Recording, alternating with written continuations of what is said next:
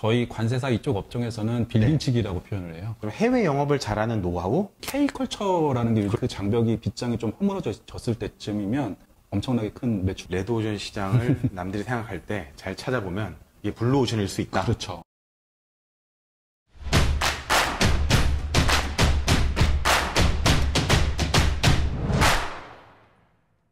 안녕하세요. 대한민국 모든 업종의 영업 노하우를 파헤쳐서 여러분께 도움을 드리는 정준규입니다. 오늘은 그 특별한 게스트인데 잘 못 보셨을 거예요. 네, 전문직이십니다. 비전관세사무소의 한익희 대표님을 초대했습니다. 네, 안녕하세요. 저는 비전관세사무소 한익희 관세사라고 합니다. 지금 서초동에서 사무소를 운영하고 있습니다. 관세사라는 직업을 아마도 시청하시는 분들이 잘 모르실 거예요. 사실은 그렇죠. 저도 모임을 많이 하는데 관세사라는 직업을 뭐 보기야 봤지만 정말 많지 않으셨거든요. 맞아요. 디테일하게 좀 설명 좀 부탁드릴게요. 그 대표님이 말씀하신 것처럼 이 관세사라는 업종 자체를 수출입을 직접 하시는 분이 아니시면 잘 모르시는 경우가 많아요. 그렇죠. 뭐 관제사냐, 아니면 내가 해외여행 갔을 때 인천공항에서 제복 입고 계신 분이냐, 여러 가지 다른 쪽으로 이제 많이 생각들을 하시는데, 관세사라고 하면 수출입 통관을 기반으로 해서 우리나라 수출입 물류를 전반적으로 관리하고 관련된 컨설팅을 제공하는 그런 업종이라고 생각하시면 될 것 같습니다. 그러니까 쉽게 얘기해서 내가 어떤 물건을 만들었는데 미국에 뭐 동남아에 뭐 아시아에 수출하고 싶어요. 네. 그럼 대표님께 연락드리면 되는 거잖아요. 그렇죠.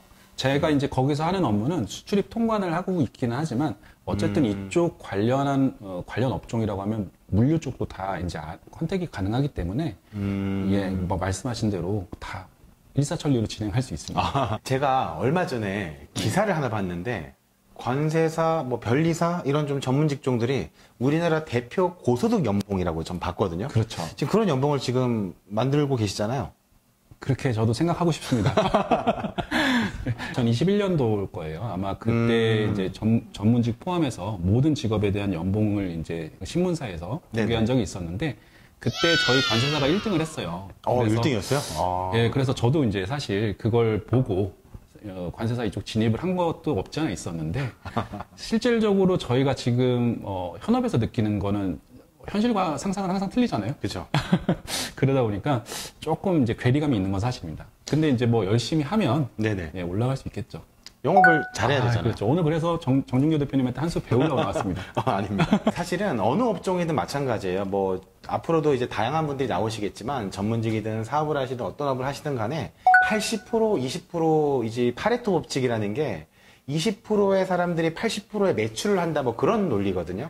그래서 대표님께서도 그 20% 안에 드시면 아마 더 많은 소득을 가지고 가실 것 같습니다. 제가 알기로 20%에 들고 계시잖아요. 아직까지는 한 50% 정도 되는 것 같고요. 조금 더 올라가야 되고, 그거에 관련해서 조금 에피소드가 있다면, 그 해당 그 기사를 마케팅에 엄청나게 활용하신 학원 관계자분이 계신 거예요. 관세사 관련해서 이제 공부하는 학원을 운영하시는 분이 그걸 굉장히 적극적으로 어필을 해가지고, 너희들 관세사 공부해서 이 합격만 하면 억대 연봉이 보장된다는 식으로.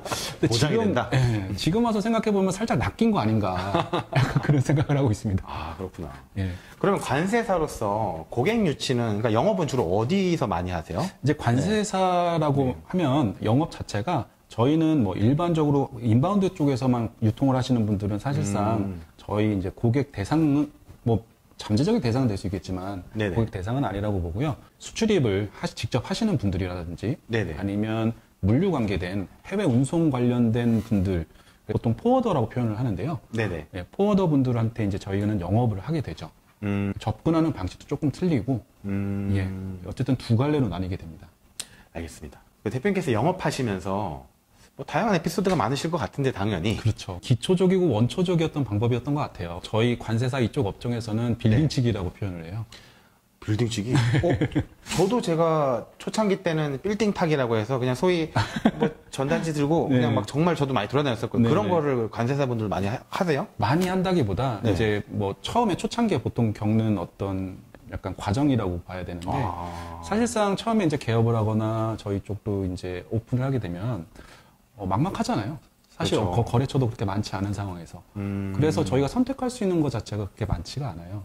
그래서 이제 뭐 말 그대로 뭐 대부 업체나 뭐 타 업체마냥 저희가 명함 돌리기 하거나 그런 거는 아닌데 저희는 이제 뭐 지식산 산업센터라든지 아니면 공단이라든지 무역과 관련된 업체들이 많이 밀집되어 있는 장소를 컨택을 해가지고 그냥 문을 두드리는 거죠. 야, 그렇게 해서 해봤는데 네. 사실 운전박대도 당해보고 하다 보니까 이게 멘탈에 상당히 이제 데미지가 오더라고요. 그래서 그 다음부터는 다른 방법을 찾아가지고 요즘엔 영업을 하고 있습니다. 이게 참 어느 업종이나 처음에 이거를 그래도 저는 한 번 정도는 좀 해보는 걸 추천드리거든요. 이걸 해봐야 멘탈에 뭐 금이 갈 수도 있지만 맞아요. 이게 반대로 내가 그때 그렇게 했는데 다짐과 생각이 많이 나는 것도 있지 않을까 싶어요. 네. 요즘 같이 수출 업체라든지를 만났을 때는 어쨌든 관련된 업종이기 때문에 서로 이해해주는 부분이 있거든요. 네네. 근데 그럴 때도 사실 어떤 좀 사람마다 굉장히 틀리잖아요. 그렇죠. 영업을 좀 특이하신 분들을 만났을 때 제가 좀 마음에 상처를 입었을 때도 과거에 그런 생각을 하면서 지금은 그때보다 훨씬 낫지. 약간 위안을 얻는 그런 기억이랄까요? 약간 그런 것 같아요. 구독, 좋아요 좀 해주면 안 되나? 수출입 전문가시니까 요즘 지금 2023년 이제 하반기인데 네. 요즘에 한국 그 경제 상황, 수출 수입의 흐름은 좀 어떻게 생각하세요? 개인적으로 되게 궁금해요, 그게. 그렇죠. 정 대표님뿐만 아니라 많은 분들이 저한테 그런 걸 많이 물어보세요. 왜냐면은 어쨌든 물류의 흐름이라는 것 자체가 경기를 약간 선행한다는 느낌이 살짝 있어서 네. 되게 많이 물어보시는데 작년 하반기부터 굉장히 좀 안 좋아지기 시작한 건 맞는 것 같아요. 그래서 올해 상반기에 끝물에는 괜찮아질 거다라고 사람들이 얘기를 했었는데 네네. 아직까지는 제가 봤을 때 현재 진행형인 것 같고요. 아직 좋아지진 않았다. 그렇죠. 바닥에 거의 근접한 건 확실한 것 같은데 언제가 바닥인지는 뭐 주식도 마찬가지잖아요. 그렇죠. 우리가 바닥을 정확히 안다면 그때 당시에 투자를 하겠죠. 근데 지금은 어쨌든 바닥을 지나가고 있는 과정이고 올 하반기나 내년 상반기에는 좀 괜찮아지지 않을까. 개인적인 주관적인 의견입니다. 그 바닥이라는 게 네. 수출이 많이 안 되고 있다라는 표현이신가요? 그렇죠. 그러니까 수출도 그렇고 수입도 그렇고 굉장히 좀 다들 어려워하시는 지금 상황이에요. 그럼 오히려 이게 약간 기회가 될 수가 있겠네요. 누군가한테는. 그렇죠. 왜냐면은 네. 산업 섹터마다 경쟁 업체들이 있잖아요. 그렇죠. 이런 어려운 과정을 겪어나가지 못하고 밀려나는 그런 업체들의 그 공간에 자기 산업체를 올려놓을 수가 있는 좋은 기회로 볼 수 있는 거죠. 대표님이 생각하시는 뭐 너무 막연하겠지만 네. 이런 거 괜찮지 않을까? 뭐 없어요? 제가 봤을 때는 화장품 쪽도 아직까지는 뭐 약간 레드오션이라고 하는데 화장품이나 뷰티 관련 쪽도 괜찮은 것 같고요. 좀 요즘에 좀 제일 많이 좀 관심을 가지시는 게 애견 관련해가지고. 애견용품? 네, 애견용품. 그 애견용품도 요즘에 조금 트렌드가 바뀌었어요. 네네. 예전에는 그냥 일반적인 애들이라고 표현하시더라고요. 그렇죠. 애들 간식이라든지 먹거리 이렇게 이제 한정이 됐다면 네네. 요즘에는 이제 애들 장난감. 네, 그것도 이제 명품. 명품까지? 네. 이태리 쪽에 뭐 명품 이런 거 있어요. 또 그 네네. 메이커들이. 그래서 이제 그쪽 물품들을 구매 욕구가 충분히 있으니까 뭐 미리 선점해서 갖고 오신다면 괜찮은 사업 아이템이 되지 않을까. 그걸 수입을 한다는 말씀이시잖아요. 그렇죠. 수입을 해서 제가 총판이 되면은 되게 좋겠네요. 그렇죠. 구독, 좋아요 좀 해주면 안 되나? 대표님께서 여러 사업 하시는 분들을 많이 보셨을 텐데 좀 해외 영업을 잘하는 노하우? 뭐 해외 영업을 잘하는 분들이 이렇게 하더라. 그런 게 어떤 게 있을까요? 네. 글쎄요, 이제 해외 영업에 대한 네. 노하우라기보다는 일단 어쨌든 저한테 가장 많이 문의가 들어오는 것이 이제 해외 쪽 거래처를 네네. 알선해달라. 의뢰들이 굉장히 많이 들어오는데. 거래처 알선. 네. 근데 그거는- 사실 저희가 뭐 관세사법이라는 게 존재하는데 관세사법 안에 뭐 영업비밀 누설이라든지 이런 게 안 되게 돼 있어요. 고객들에 대한 그런 거를 누설할 수 없게끔 돼 있기 때문에 제가 그런 걸 직접적으로 말씀을 드릴 수는 없고 네네. 그쪽 관련해가지고 잘 하시는 분들이 어떻게 움직이시나, 예, 어떻게 영업을 하시나 이런 걸 좀 제가 옆에서 봤을 때는 해외 박람회 같은 거 정말 빠지지 않고 참석하시는 것 박람회 같아요. 좋죠. 예. 해외 박람회? 예. 네네. 그 국내 박람회도 박람회지만 네네. 해외 박람회도 정말 그 말 그대로 해외 거래처, 특히 구매처라고 해야 되죠. 그러니까 네네. 해외 팔로가 아닌 구매처를 네네. 획득하기 위해서는 각국에서 열리는 그 박람회, 인터내셔널한 박람회를 전 세계를 빠지지 않고 돌아다니시는 분이 계세요. 근데 그런 분들은 정말 1년에 한두 아이템 정도는 괜찮은 아이템을 꼭 발굴을 하시고 예, 그게 꼭 매출이랑 연결이 되더라고요. 새로운 아이템을 찾으려면 박람회를 참석을 많이 해라. 네, 그런 건 괜찮은 것 같습니다. 알겠습니다. 그럼 마지막으로 해외 시장에 좀 추천을 좀 해주실 게 있다면 네. 요즘에 그러니까 국내에서 어떤 내가 브랜드나 제품을 가지고 뭐 해외 시장을 좀 겨냥했을 때 좀 추천해 주실 만한 게 있을까요? 일단 두 가지 정도 말씀드릴 수 있을 것 같아요. 네네. 그러니까 요즘에 가장 저한테 이제 문의가 많이 들어오는 게, 우즈베키스탄이나 뭐 몽골이나 그 내륙 지방 있잖아요. 네네, 아시아. 중동아시아와 북동아시아 사이에 있는 그 내륙 국가. 네네. 그쪽에 대한 한국 자동차, 중고 자동차를 수출할 수 있는 판로를 알아봐 달라는 분들이 굉장히 많이 중고차요? 계시고, 그쪽에서도 구매 욕구가 굉장히 많으세요.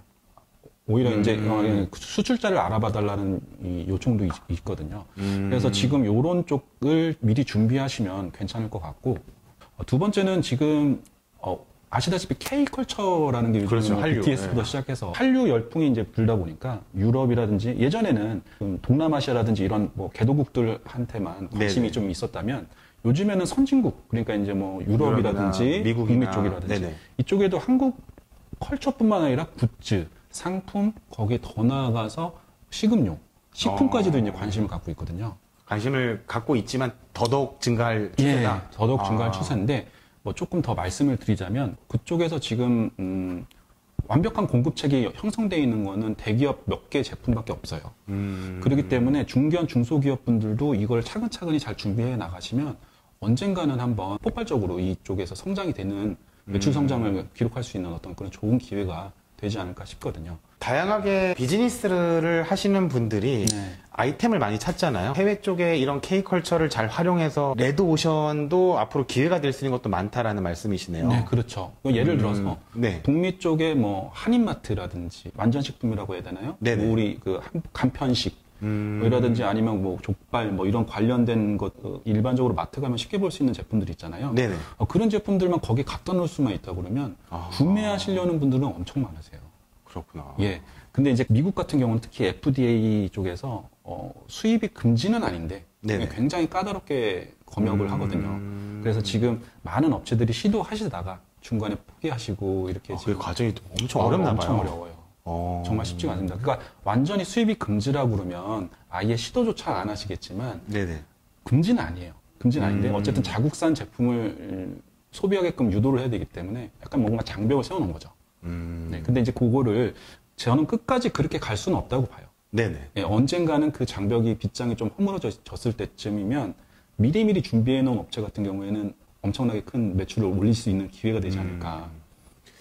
레드오션 시장을 남들이 생각할 때 잘 찾아보면 이게 블루오션일 수 있다. 그렇죠. 잘 알겠습니다. 대표님 관세사로서 PR 한번 해주시면 너무 감사드리겠습니다. 네, 저는 수출입 통관뿐만 아니라 관련돼서 우리나라에서 수입하기 어려운 물품이라든지 네. 아니면 애초에 수입이 금지된 물품, 이런 물품도 사전에 요청을 해주시면 얼마든지 확인을 해드릴 수 있으니까요.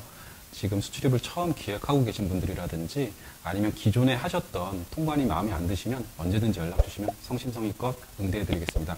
네, 제가 신뢰하는 분이시니까 언제든지 연락 주시면 될 것 같습니다. 네, 감사합니다. 감사합니다.